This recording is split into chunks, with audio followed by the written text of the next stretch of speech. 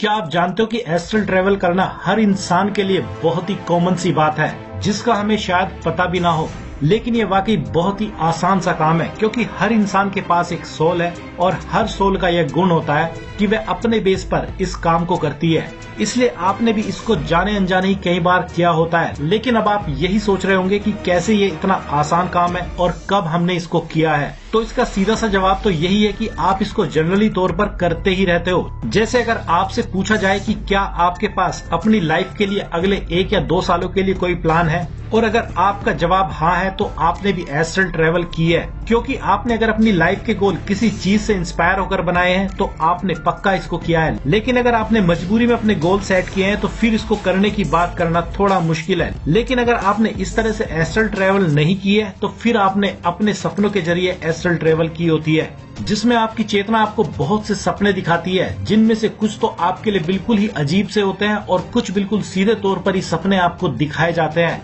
या इसका पता आप तब बड़ी आसानी से लगा सकते हो जब अगर आपने भी कोई ऐसा सपना देखा हो जो कुछ दिनों बाद पूरा का पूरा या हूबहू या पार्शियली सच हो गया हो, तो तब आपने भी एस्ट्रल ट्रेवल की थी इस सपने को देखते वक्त। इसलिए अब अगर एस्ट्रल ट्रेवल को पहले थोड़ा सा आसान भाषा में समझा जाए तो इसको आप ऐसे समझ सकते हैं कि जब भी आपकी चेतना या सोल आपकी 5 इंद्रियों के जाल से बाहर निकलना शुरू हो जाती है, तो तब आपके लिए एस्ट्रल ट्रेवल करना बहुत ज्यादा आसान हो जाता है और आपका इन 5 इंद्रियों से बाहर निकलना स्पिरिचुअलिटी या भक्ति में जाए बिना संभव नहीं होता है, जिसमें आप समय से पहले ही अपनी चेतना के माध्यम से उस जगह पहुंच जाते हो या उन लोगों को देख लेते हो या उन घटनाओं को देख लेते हो जिनको अभी घटित होने में या आकार लेने में थोड़ा समय लगने वाला है। और यही वह कीमती रहस्य होता है जिसकी बदौलत बहुत से लोग भविष्यवाणियां कर देते हैं कि फला फला साल में कुछ होगा या किसी इंसान के साथ वैसा कुछ घटित होगा, क्योंकि वे अपनी चेतना को जाने अनजाने ही लाइफ के उन डायमेंशंस में पहुंचा पाने में कामयाब हो जाते हैं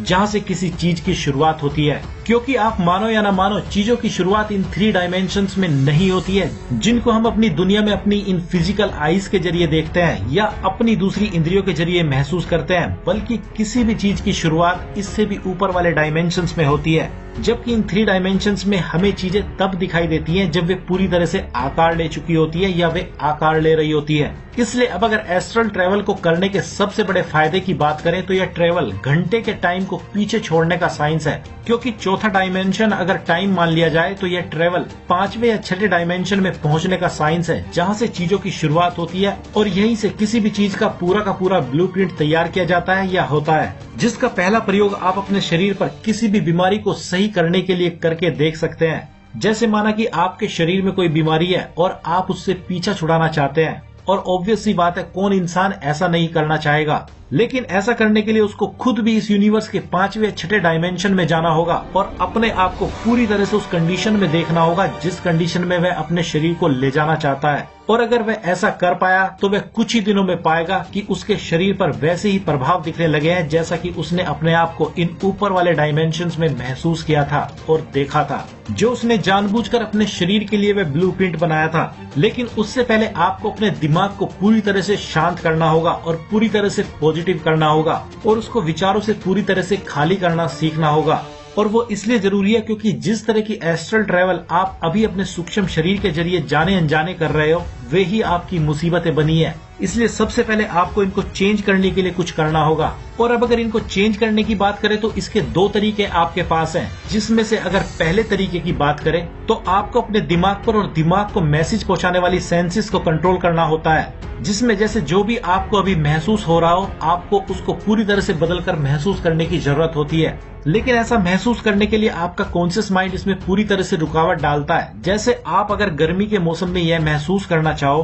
कि अभी बहुत ज्यादा ठंड हो रही है, तो आपको ऐसा करने के लिए बहुत सी प्रैक्टिस करने की जरूरत पड़ेगी, क्योंकि आपकी इंद्रियां और माइंड आपको तुरंत ही बता देंगे कि आप अपने आप से झूठ बोल रहे हो। इसलिए आपके पास एक चॉइस तो यह है कि आप पहले अपनी सारी इंद्रियों को कंट्रोल करना सीखें, फिर एस्ट्रल प्रोजेक्शन या एस्ट्रल ट्रेवल की ओर जाएं। जबकि आपके पास एक और दूसरा तरीका है जिसमें आप सीधे ही इस कॉन्शियस माइंड को पहले तो निष्क्रिय अवस्था में ले जाएं, जो आपके द्वारा बनाए गए ख्यालों को झूठा बताता है और उसके बाद एस्ट्रल ट्रेवल करने की कोशिश करें। और इसलिए इसी तरीके को दुनिया के सारे लोग अपनाना पसंद करते हैं। और अब अगर इस तरीके को कैसे करना है इसकी बात की जाए तो इसके लिए आपको शुरुआती दौर में मेडिटेशन के जरिए अपने माइंड को शांत करना होता है, या आप इसको सीधे ही शांत करने के लिए आराम से किसी कुर्सी पर बैठ सकते हैं या बेड आदि पर लेट सकते हैं। और धीरे धीरे आपको अपने शरीर को पूरा का पूरा ढीला छोड़ देना होता है, जिसकी वजह से आपको थोड़ी देर में नींद आने लगेगी और आप सोने की स्थिति में पहुंच जाएंगे।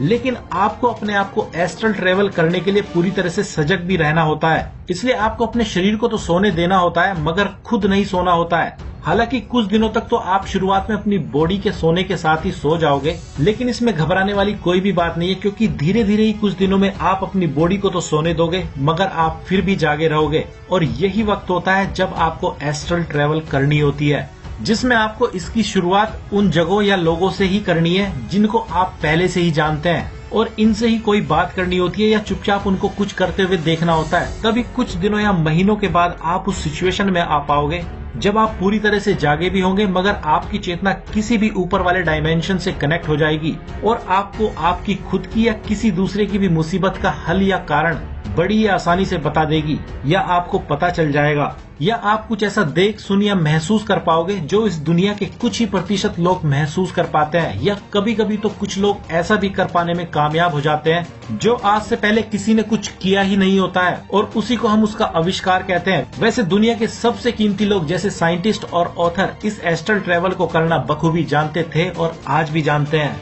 इसलिए तो जब भी कोई इंसान जितना ज्यादा स्पिरिचुअल होता जाता है वह उतना ही ज्यादा अपनी सोल की सारी मिस्ट्री और इस यूनिवर्स की मिस्ट्री को सही से समझने लगता है। और एक वक्त ऐसा आता है जब इस एस्ट्रल ट्रेवल का प्रयोग अपने लिए और दूसरों के लिए बखूबी करने लगता है, जिसका उसको और सभी दूसरों को फायदा भी होता है। लेकिन अब हो सकता है एक सवाल आपके मन में भी आ रहा हो कि क्या इसको हर कोई ट्राई कर सकता है और क्या इसके कोई नुकसान तो नहीं है। तो इसका भी सीधा सा जवाब है कि इसको जो मर्जी चाहे इंसान ट्राई कर सकता है, लेकिन फिर भी इसको ट्राई करने से पहले आपको अपने बॉडी, माइंड और सोल के बहुत से नियम पहले जान लेने जरूरी होते हैं। जैसे एक बहुत पुरानी कहानी इसी के बारे में प्रचलित है, पता नहीं आपने सुनी है या नहीं, जिसमें कहा जाता है कि एक इंसान एक दिन रात को सोया था और उसको बहुत तेज प्यास लगी और वह पानी पीने के लिए खुद तो नहीं उठा मगर उसकी आत्मा ही एस्ट्रल ट्रेवल के जरिए पानी पीने के लिए चली गई। और उसने जैसे ही एक पानी से भरे घड़े को देखा तो उसने उसका पानी पीना चाहा, मगर पानी उस घड़े में बहुत कम था, इसलिए वह उस घड़े में पानी पीने के लिए अंदर ही उतर गया।